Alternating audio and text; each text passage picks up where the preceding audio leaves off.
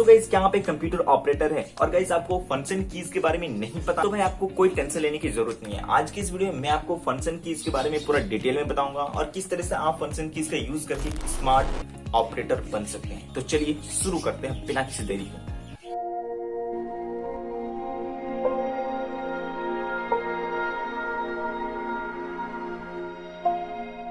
तो चलिए दोस्तों F1 की से स्टार्ट कर लेते हैं। और मुझे पता है कि इस वीडियो को बनाने में काफी ज्यादा मेहनत लगने वाली है, तो आप पहले इस वीडियो को लाइक कर दे ताकि हम आप लोगों के लिए इस तरह के वीडियोस रेगुलरली लाते रहें। सो गाइज F1 का यूज बेसिकली किसी भी प्रोग्राम के हेल्प मेनू को ओपन करने के लिए किया जाता है। जैसे यहाँ पे मेरे पास एक्सेल ओपन है, तो इसमें जैसे मैं F1 को प्रेस करूंगा तो यहाँ पे राइट साइड में मेरा एक हेल्प मेनू जो है वो ओपन हो जाएगी, जिसमें हम अगर हम कहीं पे एक्सेल में अटक रहे हैं तो उससे रिलेटेड हम यहाँ पे क्वेश्चंस कर सकते हैं। सेम इसी प्रकार से मैं कोई दूसरा एगो ऐप यूज करके दिखाता हूँ। जैसे यहाँ पे मेरा वर्ड ओपन है, तो इसमें भी मैं F1 को प्रेस करूंगा तो देखिए यहाँ पे राइट साइड में हेल्प मेनू ओपन हो गई। और दोस्तों Ctrl+F1 से हम MS ऑफिस के जितने भी सॉफ्टवेयर है उनके रिबन को मैक्सिमाइज या मिनिमाइज कर सकते हैं।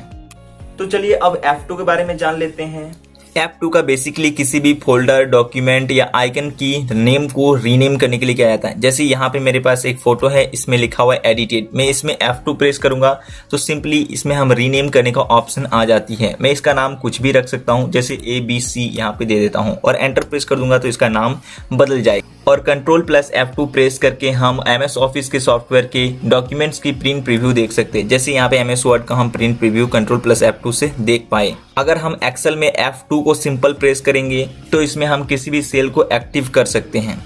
तो चलिए अब F3 के बारे में जान लेते हैं। सो गाइस F3 का यूज बेसिकली किसी भी वेबसाइट में आप सर्च ऑप्शन को ओपन कर सकते हैं। जैसे गाइस यहाँ पे मैंने पहले से एक अबाउट फंक्शन कीज के बारे में सर्च कर लिया हूँ, लेकिन मुझे यहाँ पे कुछ एक्स्ट्रा भी सर्च करना है जो इसी रिजल्ट में सर्च करना है। तो इसके लिए हम क्या करेंगे, F3 बटन को प्रेस करेंगे और आप यहाँ पे देख सकते हो छोटा सा यहाँ पे सर्च बार जो है वो ओपन हो चुकी है। तो चलिए यहाँ पे हम सर्च लिखता हूँ फंक्शन, तो देख सकते हो FUN लिखने के बाद जितना भी FUN से रिलेटेड लेटर्स या वर्ड्स है वो सारा यहाँ पे शो हो चुकी है। और MS वर्ड में आप सिलेक्ट किए हुए किसी भी भाग को Shift+F3 के द्वारा चेंज केस ऑप्शन को यूज कर सकते हैं, जो कि आपको यहाँ पे मैनुअली करना पड़ता है।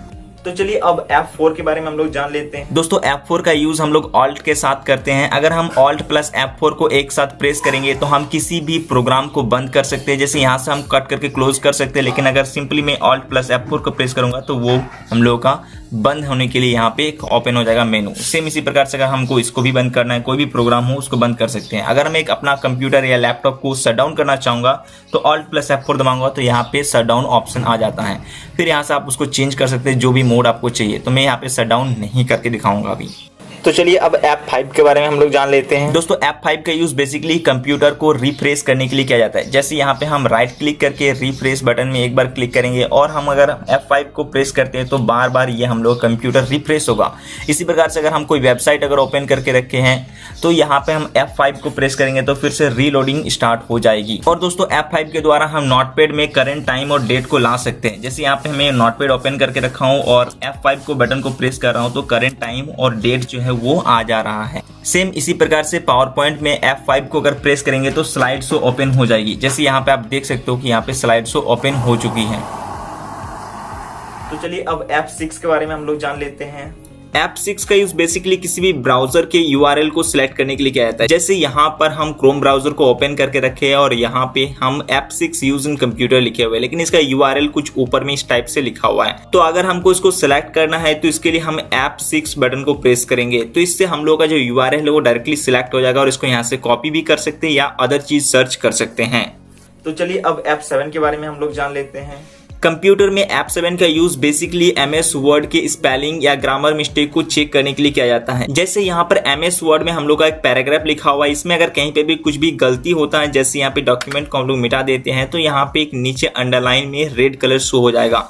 सेम यहाँ से हम लोग इस चीज को अगर देखना चाहे तो F7 बटन को प्रेस करेंगे तो स्पेलिंग एंड ग्रामर मिस्टेक यहाँ पे ऑन हो जाएगा और कहाँ पे आपका ग्रामर मिस्टेक है वो यहाँ पे डिटेक्ट कर लेगा ऑटोमेटिकली। तो यहाँ पे हम क्लिक कर देंगे तो ऑटोमेटिकली सही हो जाएगा।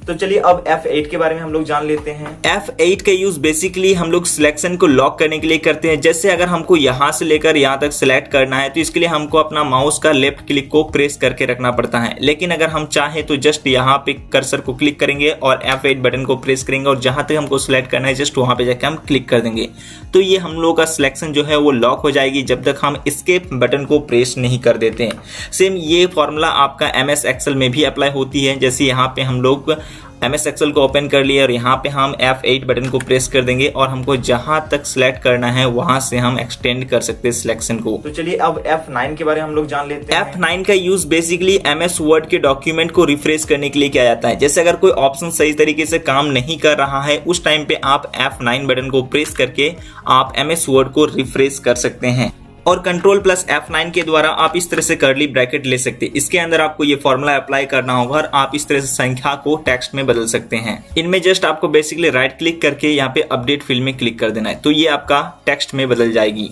तो चलिए अब F10 के बारे में हम लोग जान लेते हैं। F10 को हम लोग शिफ्ट और F10 को एक साथ प्रेस करके माउस के राइट क्लिक जैसा काम करते हैं। अब दिखाते हैं कैसे। जैसे हम लोग यहाँ पे नॉर्मली राइट क्लिक काम कर रहे हैं लेकिन मेरा माउस काम नहीं करता है तो उस टाइम पे आप शिफ्ट और F10 को प्रेस करेंगे तो आपका जैसे राइट क्लिक में काम होता है उसी तरह का सारा काम यहाँ पे होगा। जैसे अगर मुझे इस फाइल को खोलना है तो इस फोल्डर को हमको खोलना है तो शिफ्ट प्लस F10 दबाएंगे तो यहाँ पे जो राइट क्लिक का काम होता है वो सिंपली यहाँ पे हो रहा है, आप देख सकते हैं। तो चलिए अब F11 के बारे में हम लोग जान लेते हैं। F11 का यूज सिंपली दोस्तों वेब ब्राउजर को फुल स्क्रीन में देखने के लिए किया जाता है। जैसे यहाँ पे मेरा वेब ब्राउजर ओपन है, हम इसको फुल स्क्रीन में देखना चाहेंगे तो F11 को प्रेस करेंगे और जैसे F11 को प्रेस करेंगे सारा जो ऊपर का टैब्स होता है, URL होता है, वो सारा चीज यहाँ पे हाइड हो जाएगी और दोबारा से F11 को प्रेस करेंगे तो ये दोबारा से अनहाइड हो जाएगी। और एक्सेल में आप शिफ्ट प्लस F11 को प्रेस करके नया सीट ले सकते हैं। अब हम लोग का लास्ट की F12 बच गया है तो चलिए इसके बारे में भी जान लेते हैं। दोस्तों F12 का यूज हम लोग सेव एज के लिए करते हैं। जैसे यहाँ पर हम F12 को अगर प्रेस करेंगे तो सेव एज ऑप्शन जो है यहाँ पे ओपन हो जाएगी। ये किसी भी MS ऑफिस के सॉफ्टवेयर जहाँ पे आप कोई भी डॉक्यूमेंट बनाते हो वहाँ पे यूज कर सकते हैं। तो आई होप दोस्तों आपको ये वीडियो अच्छी जरूर लगी होगी और गाइस अगर अभी तक आपने इस वीडियो को देख लिया है तो प्लीज वीडियो को लाइक कर देना और चैनल को सब्सक्राइब करके जरूर जाना। इससे हम लोगों को मोटिवेशन मिलती है आगे और वीडियोस बनाने के लिए। Thank you, thanks for watching.